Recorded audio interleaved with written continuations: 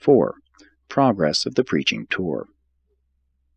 Jesus did very little public work on this preaching tour, but he conducted many evening classes with the believers in most of the cities and villages where he chanced to sojourn with James and John. At one of these evening sessions, one of the younger evangelists asked Jesus a question about anger, and the Master, among other things, said, in reply,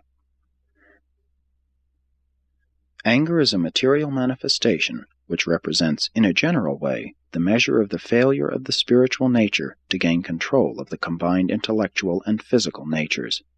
Anger indicates your lack of tolerant brotherly love, plus your lack of self-respect and self-control.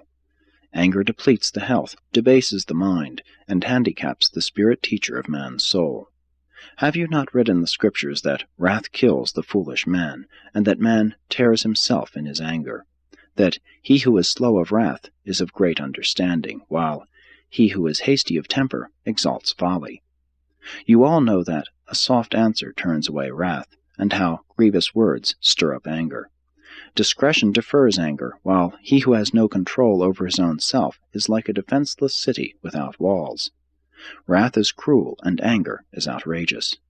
Angry men stir up strife, while the furious multiply their transgressions. Be not hasty in spirit, for anger rests in the bosom of fools." Before Jesus ceased speaking, he said further, "Let your hearts be so dominated by love that your spirit guide will have little trouble in delivering you from the tendency to give vent to those outbursts of animal anger which are inconsistent with the status of divine sonship." On this same occasion, the Master talked to the group about the desirability of possessing well-balanced characters. He recognized that it was necessary for most men to devote themselves to the mastery of some vocation, but he deplored all tendency toward over-specialization, toward becoming narrow-minded and circumscribed in life's activities. He called attention to the fact that any virtue, if carried to extremes, may become a vice. Jesus always preached temperance and taught consistency, proportionate adjustment of life problems.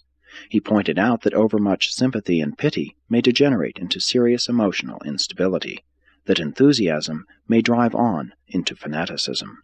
He discussed one of their former associates whose imagination had led him off into visionary and impractical undertakings. At the same time, he warned them against the dangers of the dullness of over-conservative mediocrity. And then Jesus discoursed on the dangers of courage and faith, how they sometimes lead unthinking souls on to recklessness and presumption. He also showed how prudence and discretion, when carried too far, lead to cowardice and failure. He exhorted his hearers to strive for originality, while they shunned all tendency toward eccentricity. He pleaded for sympathy without sentimentality, piety without sanctimoniousness. He taught reverence free from fear and superstition.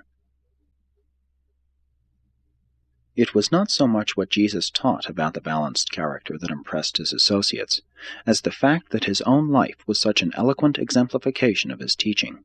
He lived in the midst of stress and storm, but he never wavered. His enemies continually laid snares for him, but they never entrapped him. The wise and learned endeavored to trip him, but he did not stumble. They sought to embroil him in debate, but his answers were always enlightening, dignified, and final. When he was interrupted in his discourses with multitudinous questions, his answers were always significant and conclusive. Never did he resort to ignoble tactics in meeting the continuous pressure of his enemies, who did not hesitate to employ every sort of false, unfair, and unrighteous mode of attack upon him. While it is true that many men and women must assiduously apply themselves to some definite pursuit as a livelihood vocation, it is nevertheless wholly desirable that human beings should cultivate a wide range of cultural familiarity with life as it is lived on earth. Truly educated persons are not satisfied with remaining in ignorance of the lives and doings of their fellows.